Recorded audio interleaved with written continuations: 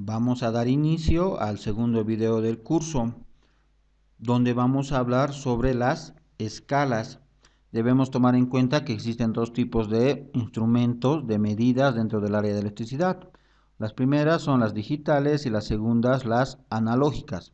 Y cuando hablamos de escalas nos estamos refiriendo netamente a instrumentos analógicos, que son los que cuentan con este tipo de particularidades, ¿no? Y podemos identificar un instrumento analógico porque tiene una aguja que se mueve en relación a la magnitud y nos permite identificar mediante una escala. Pero existen diferentes tipos de escalas y los vamos a ir conociendo en este momento. Tenemos inicialmente las escalas uniformes, donde todas las divisiones son iguales a lo largo de toda la escala, como podemos apreciar aquí. Posteriormente tenemos las escalas cuadráticas, donde las divisiones se ensanchan sobre el final de la escala. Si se dan cuenta, aquí las líneas de la escala son más anchas que al principio. Luego tenemos un tercer tipo de escalas, que son las ensanchadas, donde las divisiones son distintas al principio y al final de la escala, como podemos apreciar.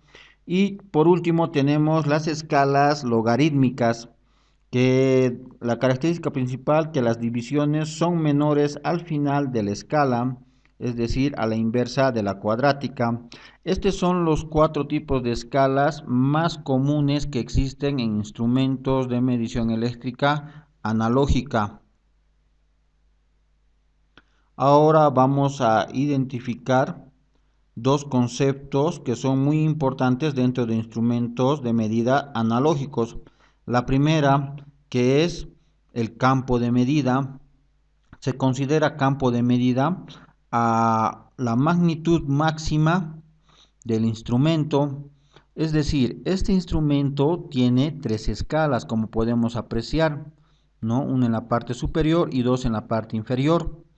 Cada una de estas escalas va a ir trabajando dependiendo a la conexión de las borneras que tenga el instrumento. Pero en la escala de arriba sabemos muy bien que la magnitud máxima que nos puede medir es 150. Entonces el campo de medida de dicha escala es 150. De las dos siguientes, el campo de medida es 300 y 600 respectivamente. También es importante comprender que se considera campo de lectura a toda esa sección de la escala que nos puede permitir determinar la magnitud. Es decir, si se dan cuenta, en esta escala al principio de 0 a 30 nosotros no podemos determinar cuánto marcaría si la aguja estuviese aquí, ¿no? Entonces eso no es un campo de lectura, pero desde donde nosotros podemos identificar, que en este caso puede ser 30 hasta 150, refiriéndonos a la escala de arriba, podemos identificar aquí cuánto es la magnitud, ¿no? Entonces se considera campo de lectura a toda la zona de la escala en la que no existe o en la que existen, mejor dicho, divisiones, ¿no? Ahora vamos a empezar a hablar de las constantes de medida. Y inicialmente podemos mencionar que existen dos tipos de constante de medida. Ya, entonces vamos a ver inicialmente las escalas uniformes graduadas. En el amperímetro que vemos en la figura, tenemos tres constantes de medida, ya que el aparato tiene tres alcances con las mismas divisiones, que se obtiene de la siguiente forma. Podemos aquí apreciar que para la primera escala de la parte superior tenemos una magnitud máxima de 0,5, pero tenemos que determinar cuánto vale cada segmento, es decir, entre espacio entre línea y línea, cuánto vale ese segmento dentro de la escala, para lo cual podemos aplicar una ecuación bastante simple que nos dice que la constante de medida en este caso es al valor máximo actual dividido entre el número total de divisores. En este caso, para la primera escala, colocamos que el valor máximo es de 0,5, lo reemplazamos, en este caso estamos hablando de cociente en amperios, y el número total de divisiones, si nosotros contamos, cada segmento tiene 5 divisiones, 1, 2, 3, 4, 5, entonces tenemos 5, 10, 15, 20, 25 divisiones. Entonces colocamos 25 divisiones y dividimos 0,5 amperios entre 25, nos da que cada división o segmento equivale a 0,02 amperios, ¿no? 0,02 amperios por división. Lo mismo realizamos para las otras escalas. En este caso vamos a trabajar en la segunda escala, que la magnitud máxima de lectura es de 2,5 amperios. Reemplazando los valores de 2,5 amperios dividido entre 25 divisiones nos da que cada división equivale a 0,1 amperios. De la misma manera realizamos el mismo cálculo para la tercera escala y nos da que cada división es 0,2 amperios, ¿no? Y ya sabemos los valores. Eso en relación a la constante de medida, hablando de escalas uniformemente graduadas. Ahora pasemos a hablar de las constantes de medida, pero en este caso en las escalas que precisan de acotación. A ver, se dan en aquellos aparatos en los que el campo de lectura no corresponde con el campo de medida. Se recurre a apreciar el tramo de lectura del mismo.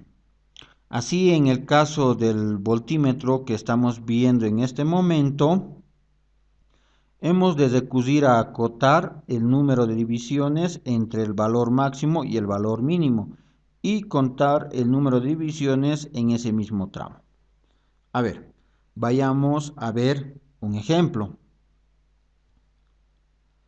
para tener una mejor comprensión.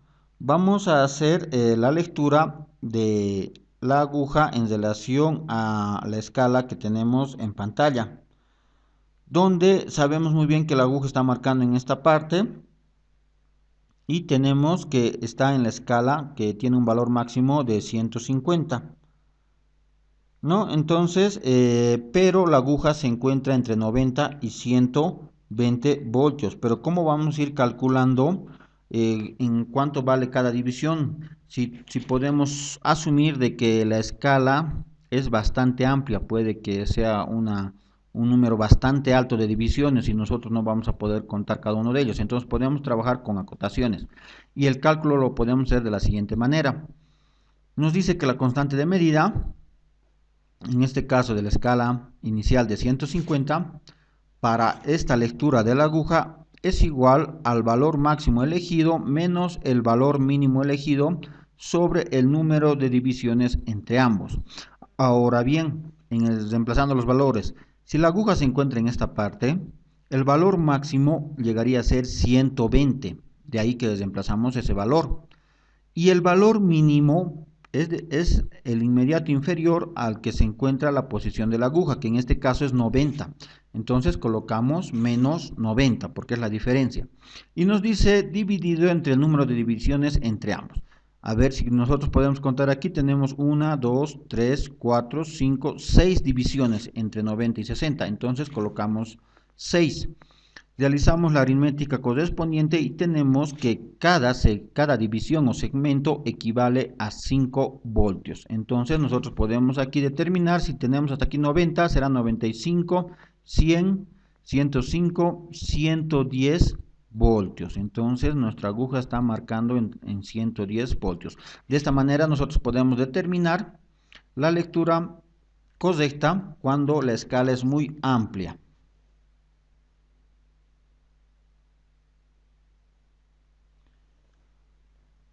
Cuando hablamos de instrumentos de medición dentro del área de electricidad, debemos tomar en cuenta que los instrumentos suelen tener en la parte frontal una serie de símbolos que nos permite identificar las características para su buen funcionamiento del instrumento.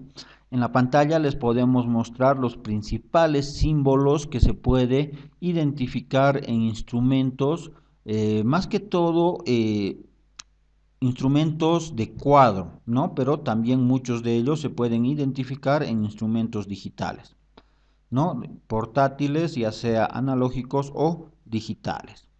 Pero para poder comprender mejor esto de la simbología dentro de lo que es los instrumentos de medidas, vamos a ver con un ejemplo.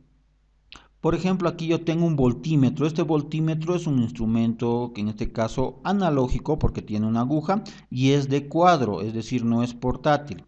Tiene que trabajar de forma estacionaria conectado a un determinado sistema eléctrico.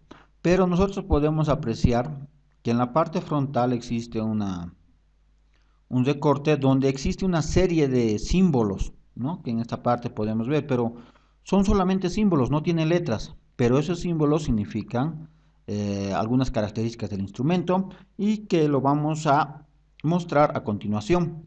El primer símbolo, aunque está un poco borroso, pero nos dice que es un instrumento electromagnético de hierro móvil, eso en relación a su principio de funcionamiento, ¿no? Entonces ese símbolo nos muestra ello. Después existe un 1.5. Ese 1.5 sale de la clase de instrumento de cuál es, ¿no? En este caso 1.5 nos dice que es un instrumento de servicio y no así de laboratorio. Posteriormente existe este símbolo, ¿no? Que se encuentra aquí, que nos dice que es un aparato para corriente alterna, para medir corriente alterna. Posteriormente existe este otro símbolo que es una especie de una T invertida que nos indica que ese instrumento debe trabajar, que su posición de trabajo es vertical, es decir, que no tiene que tener un ángulo de inclinación y mucho menos de forma horizontal. Y por último también existe aquí este símbolo que es una estrella con un 3, con un número 3 que nos indica que la tensión de prueba máxima es de 3000 voltios para este instrumento. De esta manera nosotros, pudiendo identificar los símbolos de medida, podemos averiguar las características que se deben tomar en cuenta a la hora de la instalación de este tipo de instrumentos de medición eléctrica. Con eso concluimos el presente video.